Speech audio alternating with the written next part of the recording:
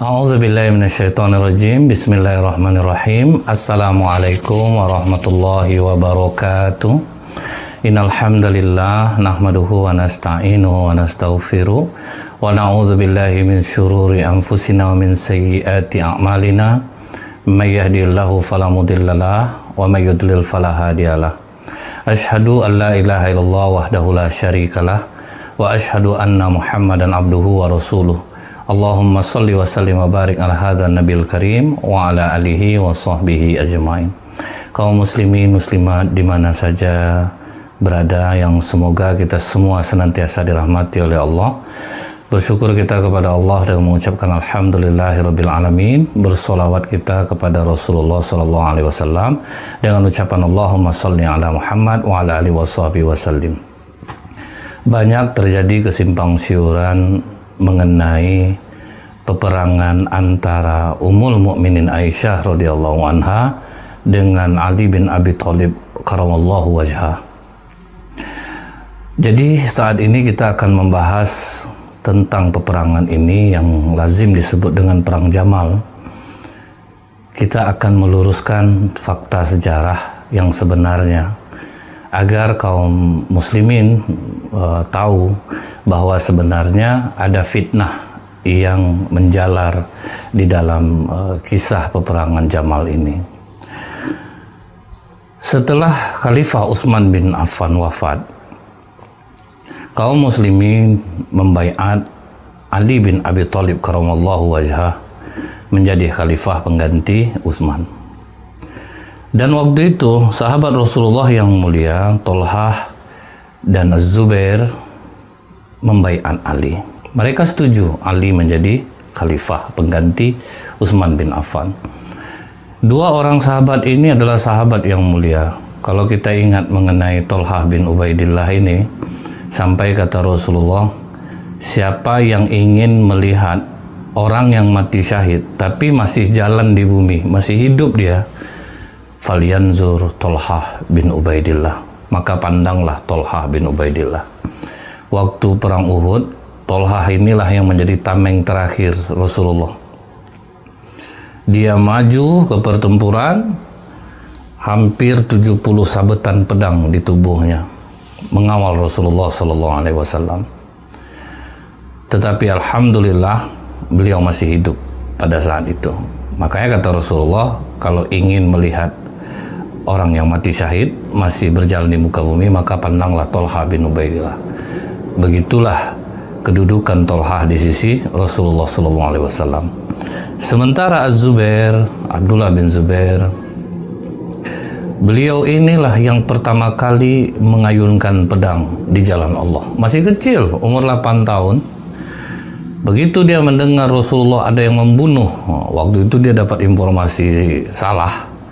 Dia ayunkan pedangnya, sampai orang heran, dia anak kecil kok bawa pedang, besar pedang daripada badannya. Ditanya oleh orang, kamu mau bawa pedang kemana? Aku mendengar Rasulullah disakiti. Maka inilah yang digelari dia oleh Rasulullah, bahwa dia adalah yang pertama kali mengayunkan pedang di jalan Allah. Dua-dua orang sahabat ini sahabat mulia yang sudah membaiat Ali. Setelah mereka membaiat Ali, mereka mohon izin kepada Khalifah Ali bin Abi Thalib karamallahu wajhah untuk pergi ke Mekah. Nah, waktu itu Khalifah mengizinkan, ya sudah, Thalhah dan Zubair, aku izinkan kalian, berangkatlah kalian ke Mekah. Sampai di Mekah, Thalhah dan Az-Zubair bertemu dengan Ummul Mukminin Aisyah radhiyallahu anha. Dan setelah disampaikan bahwa Khalifah Utsman terbunuh, kata Ummul Mukminin Aisyah, aku sudah mendengarnya. Tidak lama kemudian datang pula Ya'la bin Munyah dari Basrah, Abdullah bin Amir dari Kufah, datang ke Mekah. Nah, mereka berempat ngomong sama Ummul Mukminin Aisyah.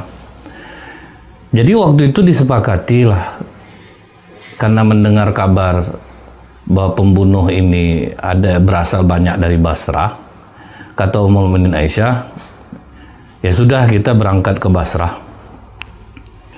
Kita coba bertanya di sana yang tentang pembunuhan Khalifah Utsman bin Affan. Akhirnya mereka berangkat keluar dari Mekah dan dengan beberapa orang mereka berangkat ke Basrah untuk mencari pembunuh Utsman. Pada saat itu Khalifah Ali bin Abi Thalib masih berada di Madinah.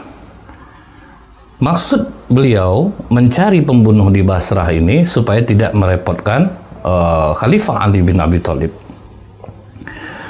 Mereka berangkat atas kesadaran sendiri. Kesadaran sendiri maksudnya apa? Berarti kita kaum mukminin sudah lalai dari menjaga Khalifah Utsman bin Affan. Padahal waktu itu Khalifah Utsman memang menyuruh orang-orang untuk sudahlah kalian pulang saja waktu hari terakhir pengepungan. Khalifah Utsman yang menyuruh mereka sudahlah pulang saja. Khalifah Utsman yang memutuskan untuk seperti itu. Sesampainya mereka di Basrah, mereka ingin menemui gubernur yang bernama Utsman bin Hunayf yang ditunjuk oleh Khalifah Ali bin Abi Thalib, kamu jadi gubernur di Basrah. Sebagai seorang gubernur tentu Utsman bin Hunayf bertanya, wahai Ummul Mukminin, apa gerangan keperluan Ummul Mukminin untuk datang ke Basrah? Kata Ummul Mukminin, aku ingin tahu siapa pembunuh Utsman.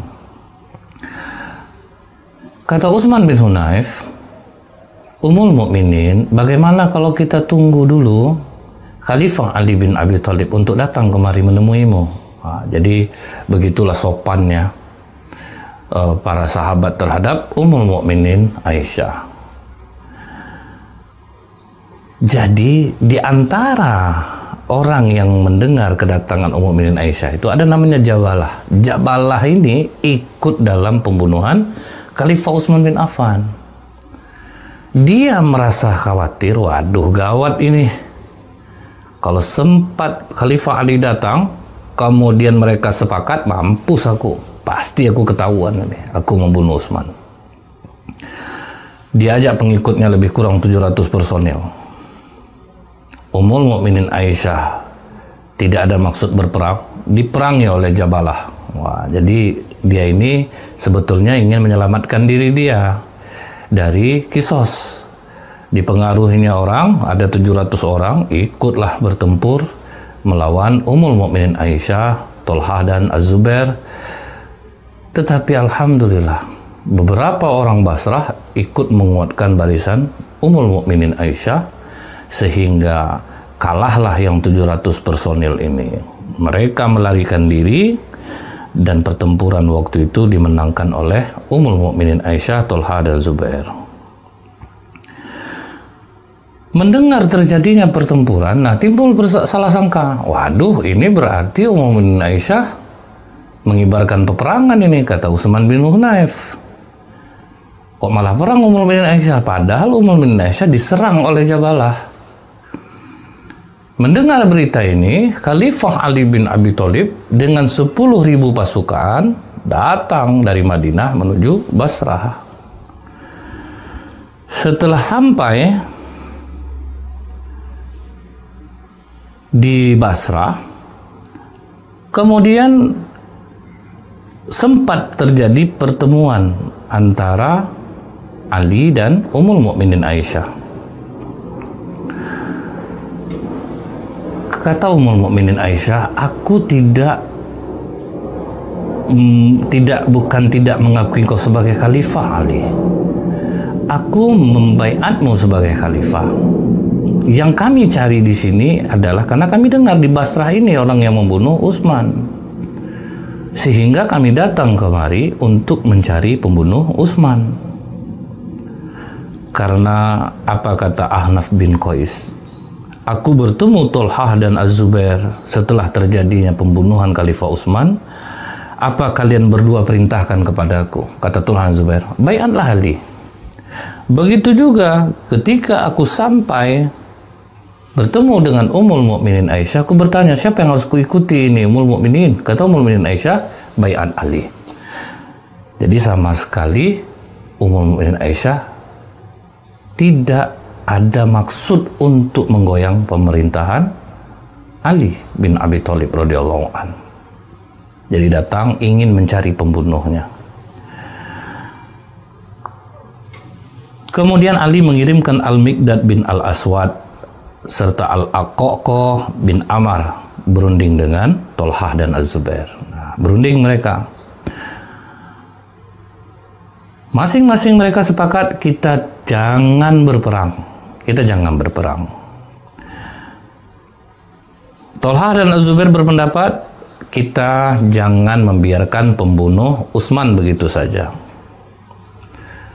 Pendapat dari pihak Khalifah Ali bin Abi Thalib, ya, kita sama-sama sepakat, kita tidak akan membiarkannya. Kita akan menyelidiki siapa pembunuh Utsman. Nah, pada saat ini kita stabilkan dulu kondisi.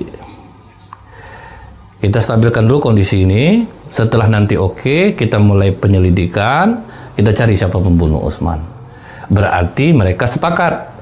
Dua-duanya akan mencari pembunuh Utsman dan kita tunggu kondisi aman. Perundingan pun selesai. Jadi tidak ada masalah.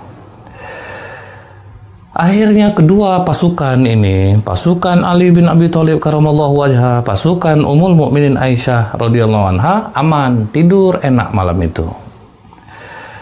Dedengkot pembunuhan Utsman bin Affan, Abdullah bin Sabah merasa ciut nyalinya. Waduh, gawat ini. Pasti aku bakal ketahuan. Ingat, Abdullah bin Sabah inilah yang memprovokasi terjadinya pembunuhan Khalifah Utsman bin Affan. Orang Yahudi nyamar masuk Islam, melihatkan keislamannya, kemudian mulai memprovokasi. Setelah dia masuk Islam, orang sudah percaya dengan dia provokasilah. Dia katakan Utsman bin Affan tidak ikut perang Badar, tapi jadi ahli Badar. Utsman bin Affan membagi-bagi onta sedekah dan tidak. Utsman bin Affan memecat sahabat-sahabat senior. Inilah isu yang digoreng oleh Abdullah bin Sabah. Sampai hari ini politik seperti ini pun terjadi. Dia seolah-olah berbuat baik, menyampaikan kebenaran yang belum tentu itu benar. Memang benar, Utsman bin Affan tidak ikut perang Badar. Benar. Nah, ini yang bahaya. Berita seperti ini benar tapi tidak tahu sejarahnya. Masyarakat awam tidak tahu sejarah. Kenapa Utsman bin Affan tidak ikut perang Badar? Istri Khalifah Utsman bin Affan adalah anak kandung Rasulullah SAW yang bernama Ruqayyah. Saat perang Badar terjadi, Ruqayyah dalam keadaan sakit keras. Kata Rasulullah kepada Khalifah Utsman, kau jaga istrimu Utsman. Jadi Khalifah Utsman tidak ikut perang Badar bukan karena takut, karena diperintahkan oleh Rasulullah menjaga putrinya. Ini yang harus kita tahu. Karena putri Rasulullah adalah istri Khalifah Utsman. Yang kedua, Khalifah Utsman membagi-bagikan onta sedekah. Ini juga terjadi di zaman Rasulullah. Rasulullah itu dibedakannya kurma sedekah dan yang tidak. Sehingga pernah cucu Rasulullah memakan kurma, saking khawatirnya Rasulullah itu kurma sedekah, itu dicongkel lagi, muntahkan. Jadi memang sudah dari zaman Rasulullah itu dibedakan. Ini onta sedekah, ini onta pribadi, ini onta kepemilikan si ini. Jadi memang dibedakan, tidak boleh sama. Di masjid aja kita, ada kotak anak yatim, ada kotak masjid, kan nggak digabung. Jadi ini hal yang biasa, tapi ini berita benar, tetapi tidak tahu apa yang melatar belakangi kenapa Khalifah Utsman membagi itu. Khalifah Utsman mengganti orang-orang senior, ini biasa terjadi di zaman Rasulullah pun terjadi penggantian seperti itu tuh hal yang biasa. Bahkan ada sahabat Rasulullah yang mulia ditolak untuk menduduki sebuah jabatan, yaitu Abu Dzar Al-Ghifari. Ya Rasulullah, angkatlah aku menjadi gubernur di Mekah. Kata Rasulullah, tidak, kau lemah. Itu hal yang biasa. Rasulullah tahu dia, ini pantas duduk, ini enggak. Ini soleh tapi enggak pantas untuk di sini. Jadi ini yang harus kita sadari. Kita harus tahu yang melatar belakangi peristiwa ini. Nah, kemudian di masa Khalifah Umar bin Khattab itu ada juga Khalifah Umar memecat Khalid bin Walid sebagai panglima perang jenderal, dijadikan prajurit di tengah pertempuran. Apa kata orang-orang kepada Khalid? Kenapa kau tetap semangat untuk bertempur, Khalid? Sementara kau dari panglima diturunkan. Kata Khalid, aku berjuang untuk Allah, bukan untuk Umar. Ini yang harus ada di diri para pejabat, bahwa dia berjuang untuk umat, untuk agama, bukan untuk personal orang. Ini yang membuat mereka ikhlas di dalam melaksanakan tugas. Jadi itu hal yang biasa sebenarnya. Ini isu ini digoreng. Di Mekah gagal oleh Abdullah bin Sabah. Di Madinah tambah gagal karena mereka tahu keutamaan Utsman bin Affan. Dia pindah ke Basrah. Nah, di Basrah baru dapat orang-orang awam yang mempercayai itu. Berarti ini pembohongan publik nih Utsman bin Affan. Fitnah ini yang dibesar-besarkan. Sehingga Abdullah bin Sabah berhasillah memprovokasi orang untuk membunuh Khalifah Utsman.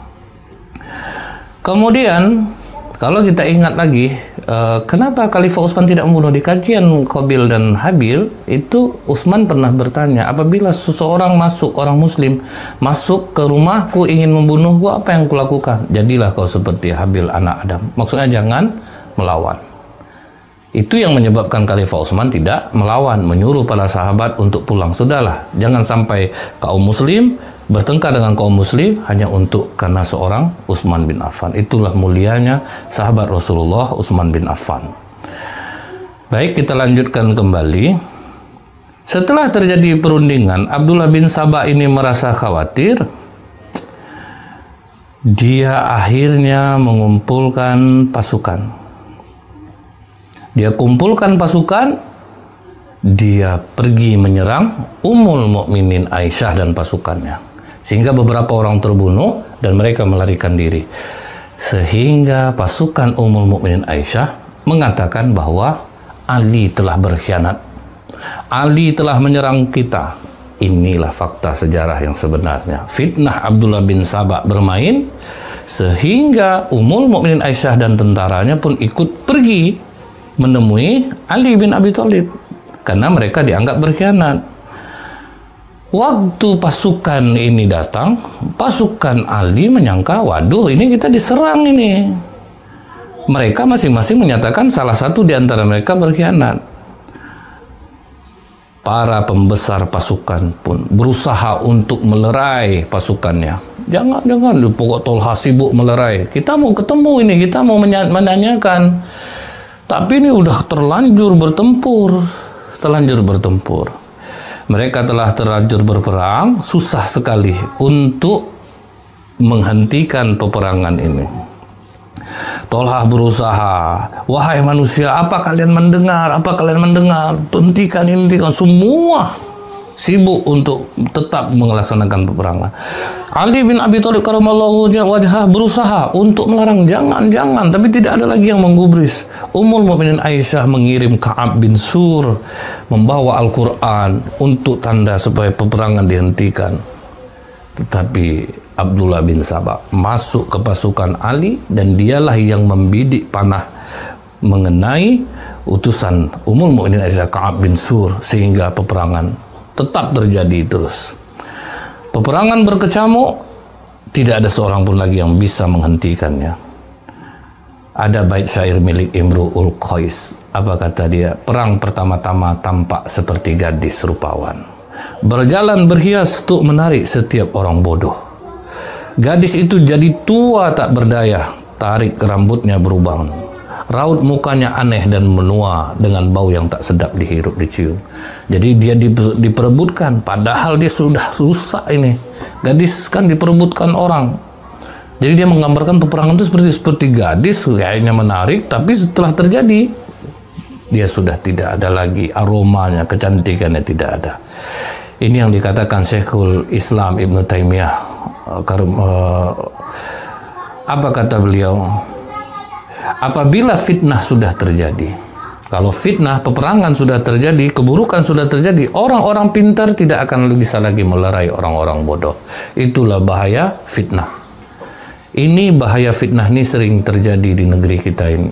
Kalau sudah memfitnah satu, itu sudah sulit kita melarang orang-orang untuk berhenti bicara. Kalau kita lihat di medsos, sampai mereka saling menjelekkan satu sama lain. Ini membela ini, membela ini. Orang bodoh sudah sulit dihentikan. Orang awam sudah sulit untuk dihentikan. Apa kata Allah? Dan peliharalah dirimu dari siksaan yang tidak hanya menimpa orang zalim di antara kamu. Jadi kalau Allah sudah menimpakan musibah, bencana, orang-orang baik udah susah melerai, orang-orang baik udah kena juga jadinya. Jadi peperangan ini terjadi pada tahun 36 Hijriah di awal kekhalifahan Ali bin Abi Thalib karamallahu wajhah. Perang dari zuhur sampai menjelang waktu matahari terbenam. Khalifah Ali bin Abi Thalib dengan 10 personil, pasukan Ummul Mukminin Aisyah dengan 5.000 sampai 6.000 prajurit. Bendera Ali dipegang oleh Muhammad bin Ali bin Abu Thalib, sementara bendera pasukan Jamal dipegang oleh Abdullah bin Zubair. Banyak orang muslim terbunuh karena fitnah ini. Tidak bisa dihentikan. Tolhah, Az-Zubair, Muhammad bin Tolhah tewas dibunuh. Ini sahabat-sahabat mulia. Mengenai Az-Zubair, sebetulnya tidak ada yang ikut berperang. Semuanya melerai. Tolhah melerai, Az-Zubair melerai. Anak Az-Zubair Muhammad bin Tolhah juga mengenai Az-Zubair juga. Anak Zubair bin Awam juga melerai. Tapi tidak bisa dihentikan. Jadi sebenarnya mereka berusaha melerai, tapi tidak bisa dihentikan. Jadi yang benar, pembesar-pembesar ini tidak ada yang ikut berperang. Akhirnya Tolhah terbunuh, Az-Zubair terbunuh, Muhammad bin Tolhah terbunuh. Dan dalam riwayat yang membidik Az-Zubair adalah Marwan bin Al-Hakam. Bidikan Marwan mengenai kakinya tepat pada luka lamanya, sehingga yang membidik Tolhah sehingga Tolhah terbunuh. Orang-orang di bagian Ummul Mukminin Aisyah berusaha menjaga onta Ummul Mukminin Aisyah. Setelah onta itu terjatuh, berarti kemenangan ada di pihak Ali. Tapi sebenarnya tidak ada yang menang dalam hal ini. Jadi kalau onta pimpinannya terjatuh, berarti perang usai. Setelah perang usai, maka Ali bin Abi Thalib datang menemui Ummul Mukminin Aisyah. Setelah Ummul Mukminin Aisyah ditemui oleh Ali bin Abi Thalib, dengan memuliakan Ummul Mukminin Aisyah, dibawalah Ummul Mukminin Aisyah ke tempat yang mulia, yaitu Mekah, dikembalikan ke Mekah. Banyak yang membuat Khalifah Ali bin Abi Thalib menangis ketika melihat mayat dari para sahabatnya yang mulia ini. Sampai Ali mengatakan, kenapa aku tidak mati saja 10 tahun yang lalu sebelum peristiwa ini. Mereka semua menyesali keadaan ini. Ibnu Jurmus datang dengan bangga menemui Khalifah Ali. Ini pedang milik Az-Zubair Khalifah. Aku telah berhasil membunuhnya. Mendengar hal itu, apa kata Ali? Jangan temui aku. Kau tahu pedang itulah yang menghilangkan kesusahan Rasulullah Sallallahu Alaihi Wasallam. Siapa yang membunuh Az-Zubair, dia akan masuk neraka. Ditolak oleh Khalifah Ali untuk menemui dirinya. Kenapa? Timbul pertanyaan, kenapa Khalifah Ali tidak mengkisos pembunuh Utsman? Khalifah Ali mengkaji dari maslahat dan mafsadatnya. Karena apabila waktu itu kisos terjadi, ini sangat membahayakan kekuatan orang muslim, karena pengaruh Abdullah bin Sabah waktu itu besar. Jadi kalau sempat dikisosnya pembunuh Utsman, terjadi pergolakan yang lebih besar. Makanya Ali menunda dulu, bukan berarti tidak ingin mengkisos. Beliau mengkisos, teman ditunggu dulu, diselidiki dulu sampai keadaan stabil. Kalau kita ingat, pada masa Rasulullah SAW pernah Ummul Mukminin Aisyah difitnah berselingkuh dengan Safwan bin Mu'attal. Waktu itu yang memfitnah namanya Abdullah bin Ubay bin Salul. Kenapa Rasulullah tidak mengkisosnya? Padahal sudah ketahuan nih orangnya.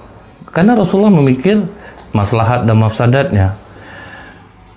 Abdullah bin Ubay bin Salul, waktu Rasulullah Shallallahu Alaihi Wasallam berangkat ke Madinah, Itu sebenarnya orang-orang Madinah, suku Aus dan Khazraj ingin mengangkat dia menjadi pemimpin. Jadi pengaruh Abdullah bin Ubay ini besar. Kalau sempat dia waktu itu di Kisos, tentu orang-orang yang pro sama dia akan naik. Dan ini akan terjadi pertempuran antara Muhajirin dan Ansor. Makanya ditunda dulu oleh Rasulullah SAW. Nah itu yang dilakukan oleh Ali bin Abi Thalib. Bukan tidak di Kisos, tapi ditunggu dulu keadaan stabil. Nah inilah fakta sejarah tentang peperangan yang dikenal dengan Perang Jamal. Akibat fitnah, sehingganya susah untuk menahan orang-orang awam untuk tidak berperang. Jadi yang berbahaya itu adalah fitnah ini. Hati-hati terhadap fitnah. Apabila terkena fitnah ini kepada kita, berlindunglah kepada Allah, karena memang ini sulit untuk dipadamkan. Subhanakallahumma bihamdika asyhadu alla ilaha illa anta astaghfiruka wa atubu ilaik. Assalamualaikum warahmatullahi wabarakatuh.